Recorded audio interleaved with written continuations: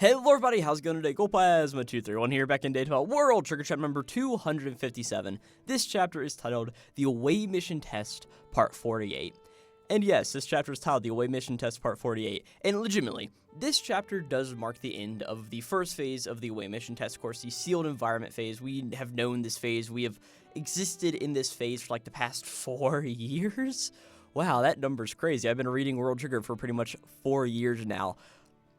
You know what? I'm happy to be reading an amazing manga for that long, you know what I'm saying? But it's finally time for us to move on to the next part, of course, part 2, the more guerrilla warfare part of the Away Mission Test. And honestly, I hope that Ashihara just keeps naming the chapters the Away Mission Test, because, like, even though we are in a new phase, it's still just the Away Mission Test, so how high can Ashihara get this number now? I want, like, half of the series legitimately just to be the Away Mission Test at this point. Like, I do, but I don't, but also, like, this next arc is going to have just so much interesting stuff delving into it, and like we get like a lot of small ideas in the beginning of this chapter, of course, like Osamu's whole story, how his squad is going to help him out, and pretty much all of the members in Suwa are going to help him out. And of course we just also get a few ideas about some of the other squads, like we get some stuff with Kakizaki Squad 3, Murakami Squad 10, really focusing on Murakami's side effect in particular and how he may become a little bit bigger of a battle nuisance on the battlefield and one of the like big power shots. Even still, I'm pretty sure like Murakami is like attack rank number 5 or something like that. I'm not 100% sure, don't quote me on that, but also it's just one of those things, right? Not to mention Kitazoe's Squad 4, and then we just mainly focusing on Oki for the rest of the chapter. And to be honest, I think the Oki part is mainly why I enjoy this chapter so much, mainly because, like, it's this World Trigger. We have so many characters, and because all of these characters, they had to be born sometime, right? And I actually share a birthday with Oki, which is a bit of a random thing, and it sort of like made me happy that he's now sort of like part of the main character squad of the Away Mission Test. Like, I know that's the wrong way to put it, but also just to get this characterization for Oki, it's honestly just really cool. And being that me and him both born on September 30th, I think that's pretty neat, you know what I'm saying? But of course, we have 35 pages of World Trigger greatness to talk about today, but before, of course, we can hop into that, we first need to talk about what happened last time in World Trigger. Of course, last month, which was actually 2 months ago, in July of 2025, we got 2 chapters of World Trigger, chapter number 255 and 256. These 2 chapters really described all of the rules of the second phase, the warfare phase of the Away Mission Test to all of our heroes, pretty much. And it ended off on the really big reveal of like, hey, replacement agents are going to be a thing during this battle, meaning that, hey, we're going to have some characters who we've never particularly seen fight before. Well, I'll give you one guess what they're going to do. They're going to fight. And of course, those characters were Chief Engineer Raizo Terashima and Chief Engineer Michael Cronin, along with Assistant Director Kyoko Sawamura and Takumi Branch Chief Takumi Rendo. And that's where we ended off the last chapter, on this really big reveal of like, oh my gosh, these characters are joining the battle. It was such an awesome moment. And starting off this chapter World Trigger, again, chapter number 257, the Away Mission Test Part 48, we start off with Suwa being like, oh my god, like replacement agents? Like, are they kidding us pretty much, right? And he's like, hey, that'll make this so much more difficult than it really had to be at the end of the day. And Ui just is like, hey, but like, are Raizo and all of those people, like, are really that elite? Like, I know Takumi is, like, the main guy of Tamako Branch, so of course he's gonna be strong, but like, Sawamura, like Raizo and Cronin, like, do they really have any powerful to them? And of course, being that Suwa is, I'm pretty sure he's 21 years old, again, don't quote me on that, of course he knows Raizo and all of these other characters, being that he's been in border with them for a very long time, right? And Suwa pretty much explains, like, yeah, both Kazuma and Raizo are a really gnarly combo at the end of the day, and if they win, they're going to lord that victory over the rest of us squads for literally until the end of time, right? And pretty much we just get this whole idea of Kazuma being like, hey, I hear there's a few 21-year-old full-time agents who lost to an engineer. Like, I can't believe that, right? And of course, in the background, we just see Raizo sitting there. He's like, hey, let's not harp on it too hard, okay? Like, I'm just a superior specimen. We all know it. It's sort of what it is. Really just all of this joking in good fun. And we sort of just get the whole idea that Ui's like, oh, so like, you're not very worried about him. You just don't want to lose and hear how they all bragged you at the end of the day, right? Honestly, a really fun moment of characterization for all of these characters, right? As Osamu just sort of brings up a point like, hey, am I supposed to, like, understand that all of the engineers are, like, really capable fighters as well? And Suwa just is like, yes, the battle-ready ones are very much in the minority, but Raizo is part of the group that started out as a fighter before switching tracks over to the engineering department, right? And also, Kotora's like, hey, and isn't Cronin, like, a member of Tamakoma? Like, you are a part of Tamakoma, like, shouldn't you know these things, Osamu? And Osamu even says, like, hey, I actually only met the man very recently, which, yes, we know that was the case, of course, whenever Osamu went through and met Cronin whenever, oh gosh, what is her name? Yuka. Is it Yuka, who is Rintaro's sister, the queen of the Mother Trigger land where they stole, oh gosh, my reread of World Trigger is failing me now on arguably the most important character, but also a character that I really don't care about. I know it's weird to say I don't care about a character in World Trigger. Yeah, granted, like, Taichi exists, but, like, besides all of that point, right? Osamu just does the whole idea of, like, yeah, I only met the guy recently, right? And we just sort of get the whole idea of Yui being like, oh yeah, wasn't he out on a recruiting trip for a long time? And Osamu pretty much like, yeah, that's sort of how it works, right? But either way, Katori then just says, like, well, sometimes those two try to go and test their stuff and do solo rank wars, I think, right? And of course, they, like, bring in new weapons that really aren't very, like, proper yet, or, like, just certain upgrades or maybe, like, different combat trigger modification system weapons. Like, we just see Raizo come up with what looks to be a modified Array Gust, and of course, Cronin comes up with a modified Scorpion, being like, hey, we want to get these upgraded, so we're going to try to test them out here if you guys don't, like, mind, pretty much, right? And Katori just is like, hey, I honestly don't know how powerful they are in team settings, but in solo matches, plenty of people have gotten their butts handed to both of them, right? And Oki just says, like, hey, the word from Kai and Iko is that both of them are actually wicked strong. Good to know, right? Either way, Ui just is like, hey, and how about, like, the Tamakoma branch chief himself? Like, what's his style, Osamu? Like, honestly, it's hard to picture him as anything but an attacker, pretty much. Or no, she says, like, hey, it's hard to picture him as an attacker. Honestly, I just see Takumi, and I'm like, yeah, he's definitely an attacker. Like, what are you talking about? Granted, it would be cool if, like, is Takumi Rindo a trapper or something? That'd be, like, a weird, crazy reveal, right? But either way, Osamu just, like, keeps the running joke going, like, actually, I have no idea. I've never seen the guy in action, pretty much, right? And he was like, oh, okay, I got you then. And I love how Katori's like, Osamu, like, do you know anything, like, at all? Like, what are you doing, pretty much, right? But then Oki just pops up being like, hey, to be fair, though, I honestly have no clue about how Sawamura fares when facing humans either, right? And we just see all of the characters like, yeah, I'm in the dark too. And Ui pretty much brings up the whole idea of like, yeah, she was already part of the upper management when we all joined up to Border pretty much, right?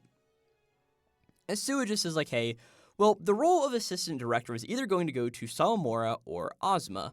However, the thing is that Ozma actually pushed for the job to go to Sawamura specifically because the assistant director is supposed to guard the upper management if the director ever joins the battle himself. Now, a little bit of an interesting thing is like, hey, if Shinoda ever has to go and fight all of the people, Sawamura needs to be able to protect the rest of like Commander Kido and all of the other high up brass at Border, which yeah, it makes very much sense there, but even still, it's weird that Ozma, this very capable person, of course we know Ozma's role on Border is a very big one.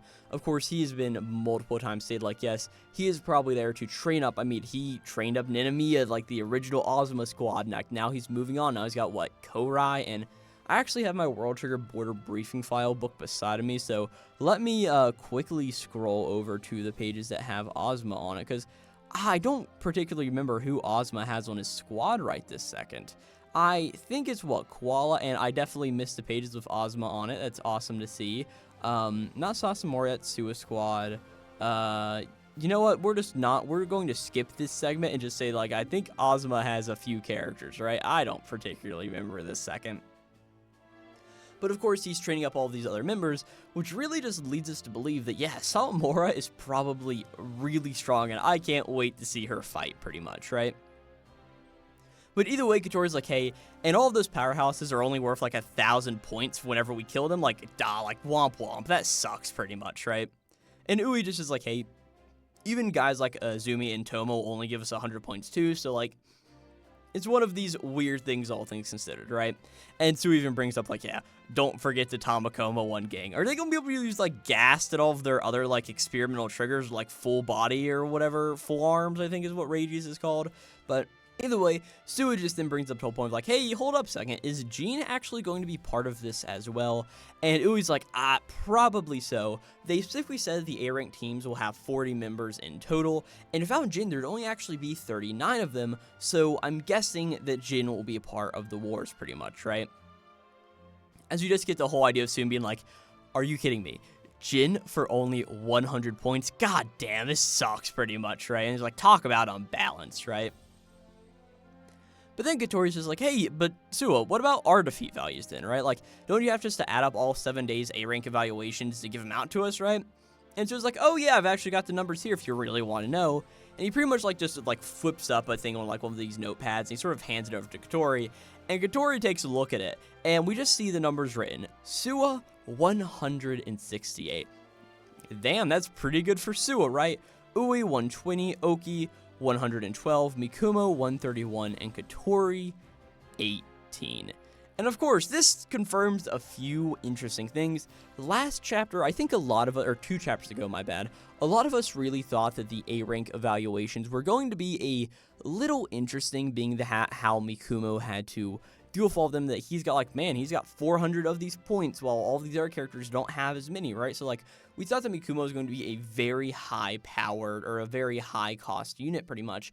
And it doesn't seem like Osamu is particularly going to be that. I mean, out of what we see here, Suwa has like, what, 37 more points than Mikumo does, which is a pretty big number, all things considered. So just a little bit of an interesting way to see how that all actually played out, and that the squad evaluations don't actually matter. It's only the A-rank points, so the A-ranks know who to target, right?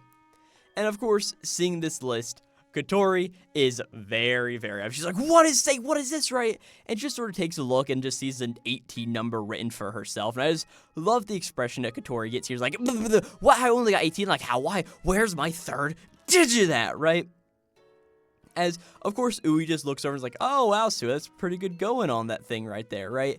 Well, of course, Katori's just so upset, like, the tally's been tampered with. Something's right is going on in this shady organization, right? And of course, he was like, Katori, just take a break. None of us particularly care right now, right? He's like, hey, a lower defeat value actually puts you at an advantage, remember, Katori? And if someone's like, yeah, that's actually very much true. Someone won't even yield 100 points when defeated 5 whole times. They will make for an exceptional, powerful piece on the board, pretty much, right? And of course, hearing this, Katori's like, me? Going down 5 times? Do you really think that's going to happen, Osamu? And Osamu's like, hey, I'm sorry, just a hypothetical, pretty much, right? But either way, Oki just is like, hey, and tomorrow you'll get a chance to show everybody for pretty much treating you like this. Like, hey, you'll get a chance to make him eat crow for rating you so low, pretty much, right? And Cruz is like, hey, all those A-rank jerks will regret ever being born. Like, she is upset, and I love it. I love Katori. I love whenever she's pissed off. It's so funny, right? But of course, like, Katori is talking, so we know that she is in a good mood, all things considered. But just a little bit of a weird thing there, right? It is just fun at the end of the day. Well, either way, Osamu then turns his attention to the Tryon Soldier building application, right? He's like, oh, hey, look at this. The Tryon Soldier software has gotten an update, and it looks like the shooter types can hold more ammunition now, right? And Ui just is like, hey, that makes a lot of sense considering they only needed 5 turns worth in the special battle sims, but now it's like a 36-hour war pretty much, right? And Oki just is like, hey, it looks like a few of the skills have been changed up a little too. See how target to vitals is different now. So like, hey, the vital strike strategy won't particularly work how it did the first time, right? As you pretty much just get the whole idea like, hey, yeah, of course they weren't going to let all of these characters get a 10% chance to just bail someone out just like that. It does make a good amount of sense, right? But eventually, Katori just brings up the whole idea of being like, hey, so I guess that we're actually not going to be sending out a swarm of our sniper bugs then. Like, honestly, I think it would work well against some people, right? And Osamu just is like, hey, our opponents would probably see it coming since they were judges in the last phase, so we better come up with some other strategies, all things considered, right? As Ui's just like, hey, remember that our squad's got a higher budget than each of the other squads, so making good use of Tryon soldiers will actually be very important to all of us, right? And Osamu's like, hey, then again, on a similar note, the collective team of the Provisional Squads actually has about 20,000 more points for a Trine Soldier budget than all of our opponents do, right? And Oki's like, hey, that's right, being that we have number 1 more squads in the whole, and also the ability to gain more points, right? As of course, we get the whole idea of like, hey, the A rank squad total budget is 108,000 points. I know how to read numbers, right? Well, the provisional squads is 129,615 points. So yes, there is a massive difference between all of these things. And like, Suwa Squad himself, just like as a baseline, has about 500 more points than a typical A-rank squad actually does, right? While squads like Murakami, who ended up winning the entire thing, have about 1,400 points to put into making Trine Soldiers, right? And Ui just sort of puts this into regular perspective, being like, oh yeah, so 20,000 more points to work with could actually give us, like, what, 26 more Marmods, right? And Ghidorah's like, yeah, that's actually pretty major on the battlefield, right? But Osamu also says, like, hey, when you also factor in the open-ended creation process, Trine Soldiers really could be the key to Phase 2 of the test, right? And Osamu says, well, actually, except... As you just see in Osamu's mind, he's just saying like, hey, not being able to contact our allies is a massive problem right now. Without actual conversations, we can't exactly concoct the ideal loadouts, right? And as Osamu thinks this, we now cut away from Suwa Squad 7, as we cut over to Kakizaki's Squad 3. As of course, we see that Kakizaki is sitting there at the table, and we see the entire squad just sitting down for dinner. I love how we just see Inukai sitting there, like, shoveling some food into his mouth, and Kageura is just, like, sitting beside him, looking very mournfully. Yeah, it's Kage. What do you really expect from him, right? But Kakizaki eventually just looks over to Taichi, who's honestly pouting a little bit over in the corner, and he's like, hey, what's up, Taichi? Is, like, something on your mind over there? As Taichi's like, yeah, I was actually just thinking that we should chat about creating all of our Trine Soldiers, pretty much, right? And the operator Nono's just like, oh, do you, like, have some new tricks up your sleeve or anything like that? And Inuka's like, yeah, sure, let's hear what you got, pretty much, right? And that's where we end off with Kakizaki Squad 3. I'm really so excited that we get more innovation, the brilliant mind of Taichi Betsuyaku.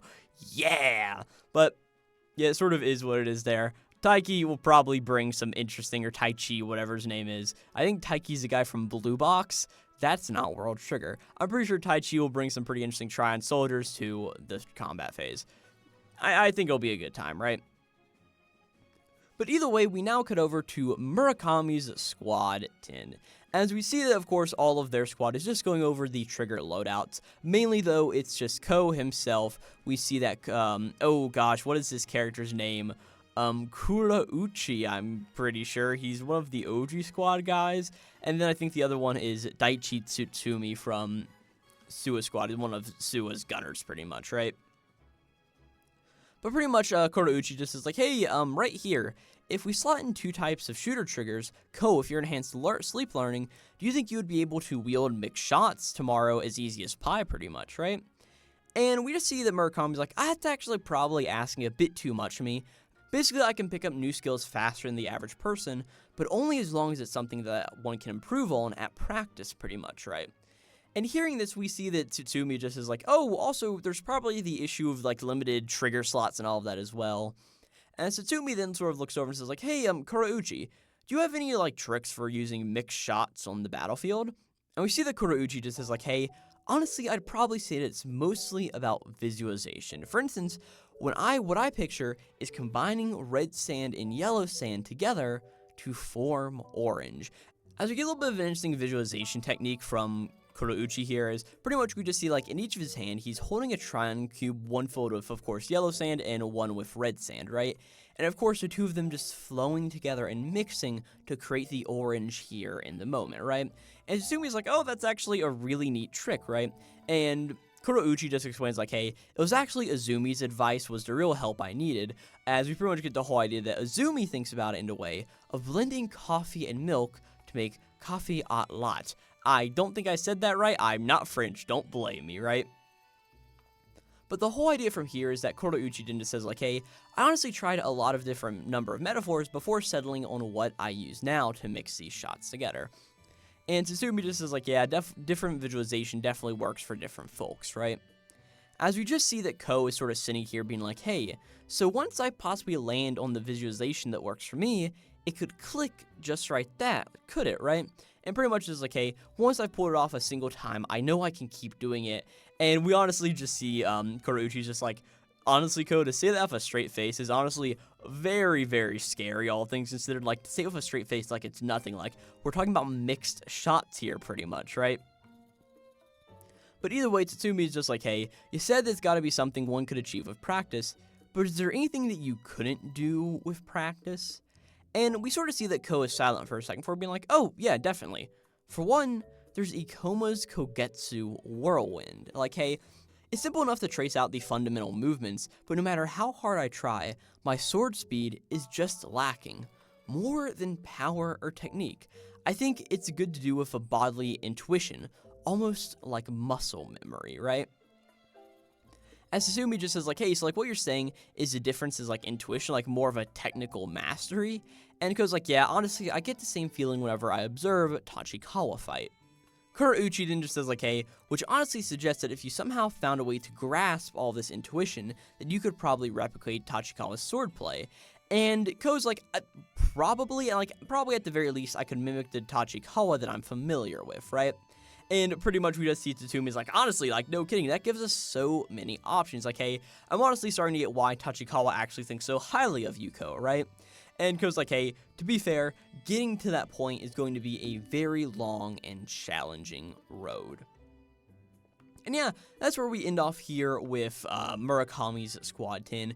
It's a little bit of an interesting thing with this whole idea of like, yeah, I honestly think that Ko is probably going to play a very big part in the big battle we're getting here in Phase 2. Of course, this whole idea of like, hey, we know Ko mainly as an attacker, but if he can all of a sudden switch over to gunner applications or shooter applications and start using mixed shots, that would be a really big deal and definitely a way to trip up the A-rankers, not like they're not particularly thinking, right? Honestly, a really cool thing in hammering more on Ko's side effect that was such a unique thing whenever it was originally introduced in the series, right?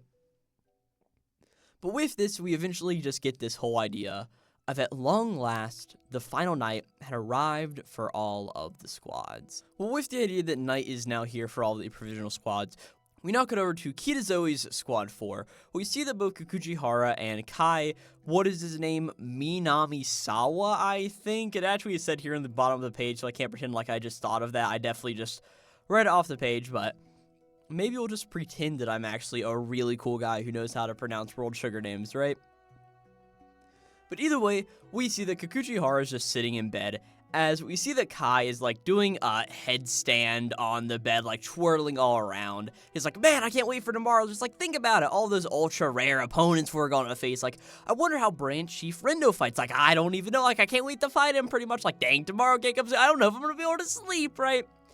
And we just see that Kikuchihara's like, damn, Kai, like, you've got energy to spare up to. Like, does anything ever make you nervous or, like, give you anxiety? And we just see that Kai's like, me? Nervous? Like, what do you think should make me nervous, right? As Kikuchihara's just like, hey, like, honestly, man, if I was in your shoes, I would have been on the edge about being picked 9th in your draft pool during the draft, pretty much, right? And Kai just like, why? Like, why should I feel that way, right? And Kikuchihara's like, I mean, obviously, because not being picked until the end shows that others don't think very much of you, right? But Kai just says like, hey, but even all of those people who got picked last were guaranteed spots on one of the squads, so why should it matter how soon or how late you're actually picked? And Kikuchihara just sort of looks over to him, and just as Kai just sort of backs him, just like, hey, and not being valued very highly is just a chance for me to show all those people what I'm made of, pretty much, right? And Kikuchihara's just like, that's an interesting way to think about it. He's like, I guess life's all puppies and rainbows for you, huh? And Kai's like, yep, and tomorrow's gonna be a blast. Honestly, it's a little bit of an interesting thing between these two. I don't necessarily think this was a scene that I needed to read, but it's definitely a nice one that gives us a little bit of an idea into Kitazoe's Squad 4 dynamic with Kikuchihara, who is sort of this silent guy who sort of deep thinks and broods on a lot of these various topics to get the right obvious answer, while Kai, as we've seen throughout the series, is like this big, just bubbly personality. A little bit of an interesting thing there, right?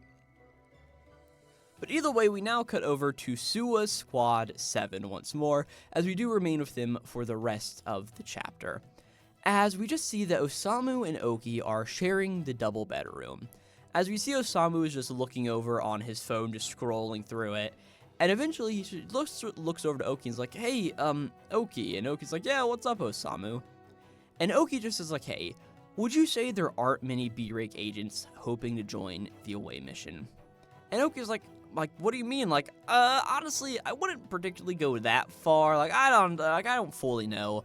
Honestly, making A rank and joining the away mission are no more than clear-cut, shared potential goals for all of us, I think. In sports terms, it's like making it to nationals or repping Japan on the world stage. Though I guess it does tend to be the cream of the crop that ends up joining the away mission, and often I have the feeling that they're somehow a cut above the rest. And Osamu's sort of silent for a second before being like, yeah, right.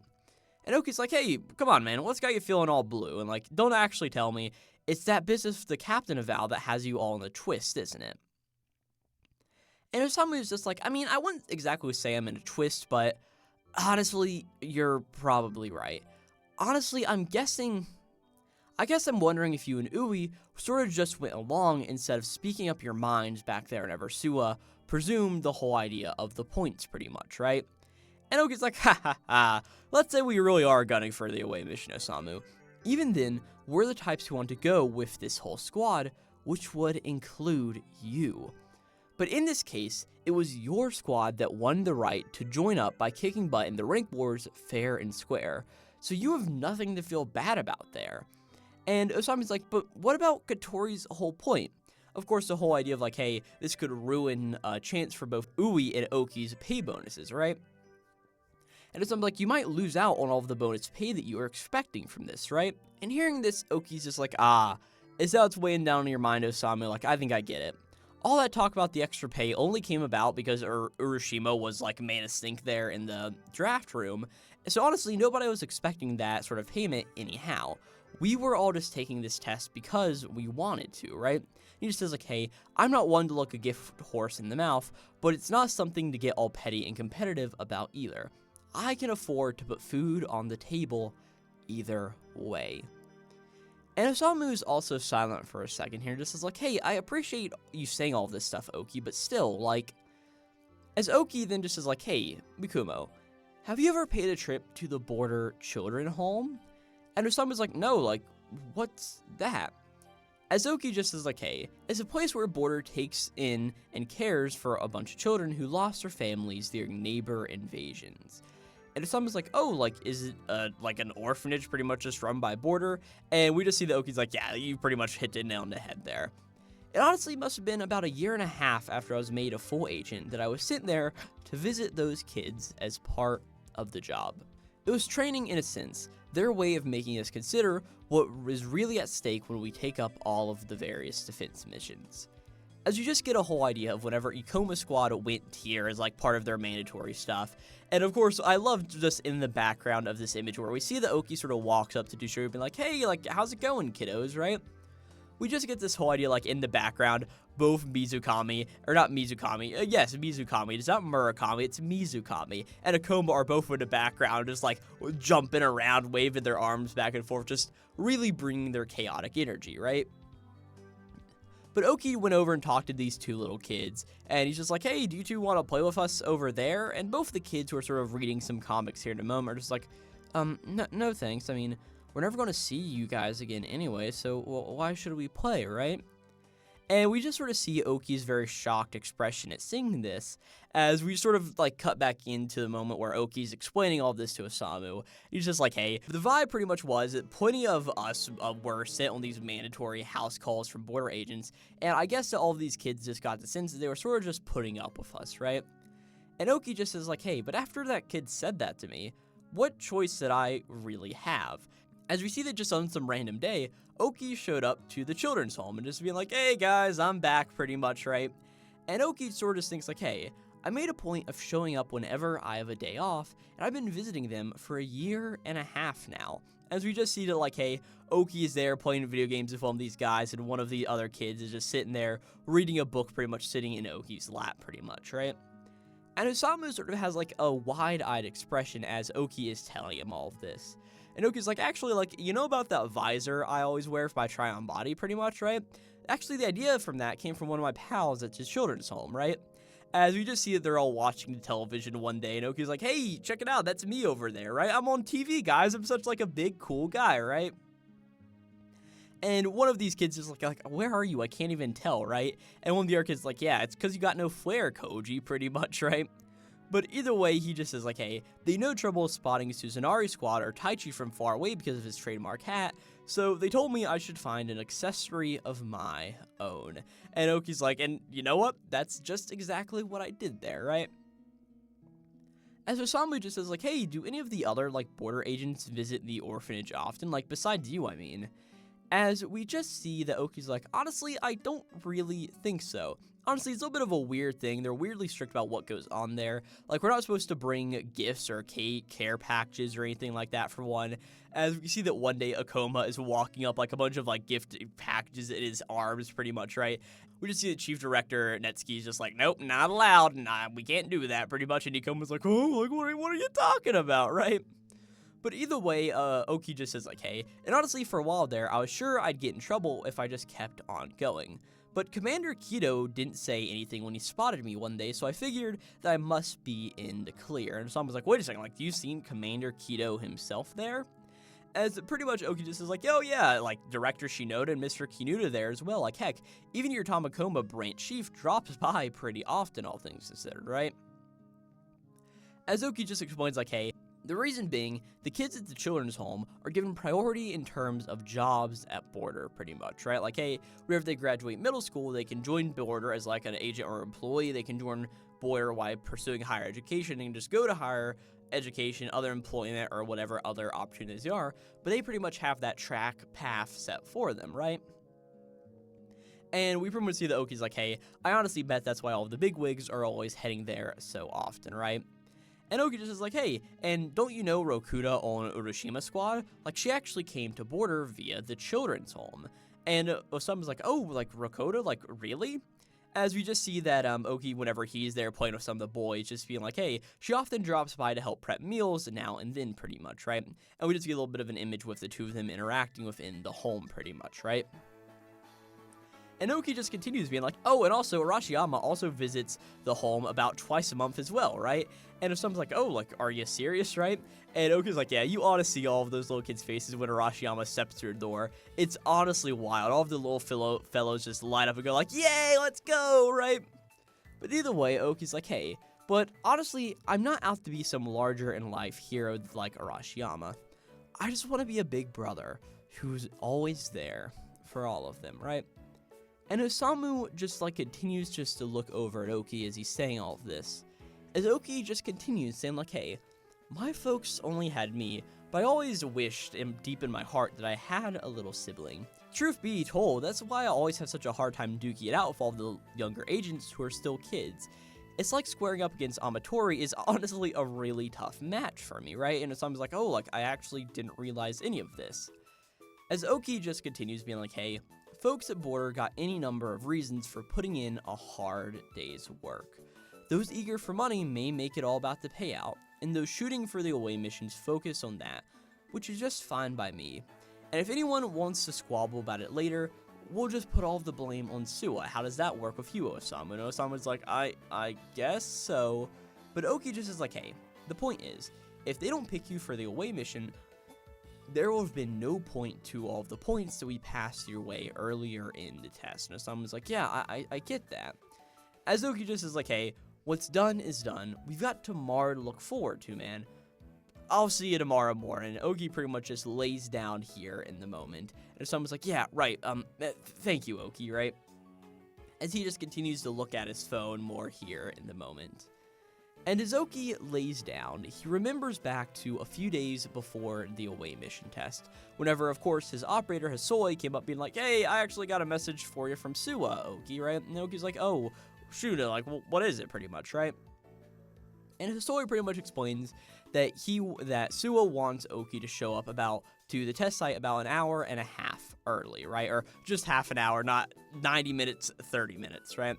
And she's like, hey, you got that, Oki? And he's like, yeah, I do, but like, I wonder what all of that is about, pretty much, right? As we just see the moment, of course, whenever the away mission test was starting, and both Oki and Ui actually showed up about 30 minutes early along with Suwa.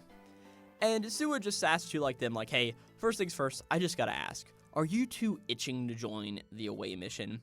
And Ui's like, as a solo agent, not particularly, right? And Oki's like, yeah, same here. And Suwa's like, yeah, that's pretty much what I thought. And I bet Katori would say the exact same thing as well. Meanwhile, there's someone in our squad who's staking everything on this single damn test. And Oki's like, yeah, you're talking about Mikumo, aren't you? And Suwa's like, yes. Now, I'm not saying that I want to play favorites with him, but there'll likely be chances to help him show... But there will likely be some chances to help him show off to the upper management, pretty much, right?